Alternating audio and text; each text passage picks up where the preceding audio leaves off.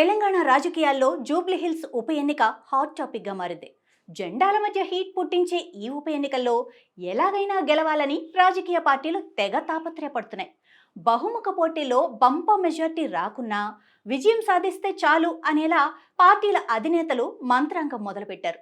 హైదరాబాద్లో కాంగ్రెస్ బలాన్ని చూపించడానికి రాబోయే జీహెచ్ఎంసీ ఎన్నికలకు ఇది ఒక బలమైన సంకేతంగా కాంగ్రెస్ భావిస్తోంది.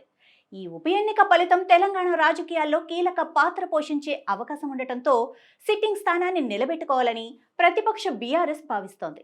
బీజేపీ సైతం జూబ్లీహిల్స్ బైపోల్లో విజయం సాధించి సత్తా చాటాలని ఉవ్విళ్లూరుతోంది. ఇంత ప్రాధాన్యత సంతరించుకున్న ఉప ఎన్నిక చుట్టూ అసలేం జరుగుతోంది? Let's watch the story.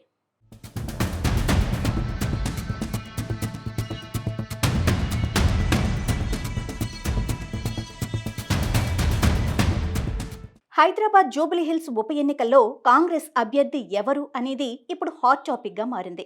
BRS sitting MLA Maganti Gopinath అకాల మరణంతో ఇక్కడ ఉప ఎన్నిక రాగా అధికార కాంగ్రెస్ నుంచి ఎవరు పోటీ చేస్తారన్న విషయం ఆసక్తిగా మారింది. ఈ నేపథ్యంలో ఉప ఎన్నిక అభ్యర్థి ఎంపికపై కాంగ్రెస్ పార్టీ దాదాపు ఒక నిర్ణయానికి వచ్చినట్లుగా తెలుస్తోంది.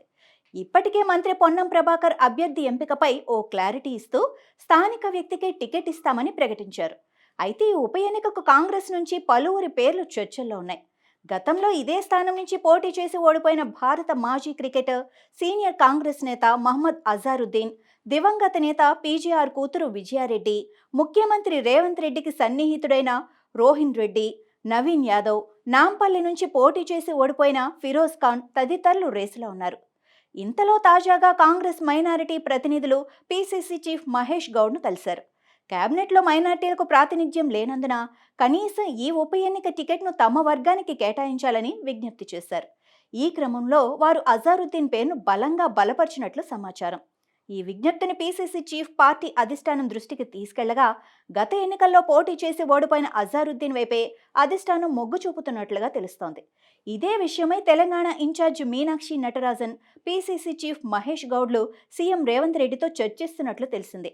అభ్యర్థిగా అజారుద్దీన్ పేరును ఫిక్స్ అయ్యారని, అధికారికంగా ప్రకటించడం ఒక్కటే మిగిలి ఉందని కాంగ్రెస్ వర్గాలు చర్చించుకుంటూ ఉండగా ఈ నిర్ణయంపై ఫిరోజ్ ఖాన్ అసహనం వ్యక్తం చేశారు. గెలిచే వారికే అవకాశం ఇవ్వాలని, స్థానికులకే టికెట్ ఇస్తామనటం సరికాదని అన్నారు. రాహుల్, ప్రియాంక ఎక్కడి నుంచి ఎంపీలుగా ప్రాతినిధ్యం వహిస్తున్నారో ఓసారి తెలుసుకుంటే మంచిదని హితవు పలికారు. మరోవైపు తెలంగాణలో జెండా పాతేందుకు కాషాయ పార్టీ ఎప్పటి నుంచో కసరత్తు చేస్తోంది. గత అసెంబ్లీ ఎన్నికల సమయంలోనే అధికారం కోసం తీవ్రంగా ప్రయత్నించినా ఆ పార్టీకి 8 శాసనసభ సీట్లు దక్కాయి. మరింత కష్టపడితే అధికారం దక్కించుకోవచ్చని లెక్కలు వేసుకుంటున్న కమలనాథులకు జూబ్లీహిల్స్ బైపోల్ మంచి అవకాశంగా మారింది. ఇక్కడ బైపోల్లో గెలిస్తే గ్రేటర్లో పాగా వేయొచ్చని, ఆ తర్వాత రాష్ట్రంలో అధికారం చేజిక్కించుకోవచ్చని హైకమాండ్ భావిస్తోంది.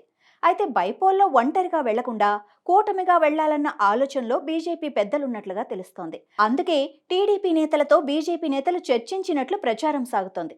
ఇప్పటికే రెండు పార్టీలకు చెందిన జాతీయ స్థాయి నాయకత్వం హస్తినలో ఒకసారి చర్చలు చేసినట్లుగా తెలుస్తోంది. అధికార కాంగ్రెస్, ప్రతిపక్ష బీఆర్ఎస్ను దెబ్బ కొట్టేందుకు ఇదే కరెక్ట్ టైం అని బీజేపీ పెద్దలు భావిస్తున్నారట. గతంలో ఇక్కడ టీడీపీ విజయం సాధించడంతో ఇప్పటికీ ఆ పార్టీకి కొంత ఓటు బ్యాంకు ఉందని, గెలుపులో తెలుగు తమ్ముళ్ల ప్రభావం ఖచ్చితంగా ఉంటుందని స్థానిక నేతలు భావిస్తున్నారట. సెటిలర్లు ఎక్కువ టీడీపీ వైపు మొగ్గు చూపుతారని, ఆ పార్టీతో కలిసి వెళితే విజయ తీరాలకు చేరుకోవచ్చని బీజేపీ సీనియర్లు అంచనా వేస్తున్నట్లు తెలుస్తోంది. ఇప్పటికే గ్రేటర్ బీజేపీ నేతలు జూబ్లీహిల్స్లో ప్రతి అవకాశాన్ని సద్వినియోగం చేసుకునే పనిలో ఉన్నారు. ఓవైపు మాధవీలత, మరోవైపు లంకల దీపక్ రెడ్డి జూబ్లీహిల్స్ను చుట్టేస్తున్నారు. ఒకవేళ పార్టీ హైకమాండ్ టికెట్ ఇస్తే తమ అదృష్టాన్ని పరీక్షించుకోవాలని అనుకుంటున్నారు. అయితే ఒంటరిగా వెళితే ఆశాభంగం తప్పదన్న భావనలో రాష్ట్ర బీజేపీ నేతలు ఉన్నట్లుగా సమాచారం. జూబ్లీహిల్స్ నియోజకవర్గంలో దాదాపు 1,20,000 మందికి పైగా ముస్లిం ఓటర్లు ఉండటం ఇందుకు కారణంగా చెబుతున్నారు.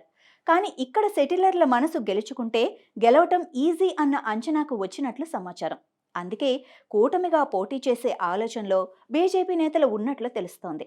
ప్రస్తుతం ఏపీలో కూటమి పార్టీల పాలన సాగుతుండగా జూబ్లీహిల్స్ ఎన్నికల్లోనూ బీజేపీ, టీడీపీ, జనసేన కూటమిగా ప్రజల ముందుకు వెళ్తే విజయం సాధించవచ్చని లెక్కలు వేసుకుంటున్నట్లుగా టాక్ వినిపిస్తోంది. 2014 ఎన్నికల్లో మాగంటి గోపీనాథ్ అప్పట్లో బీజేపీ, టీడీపీ కూటమి తరపున విజయం సాధించారు.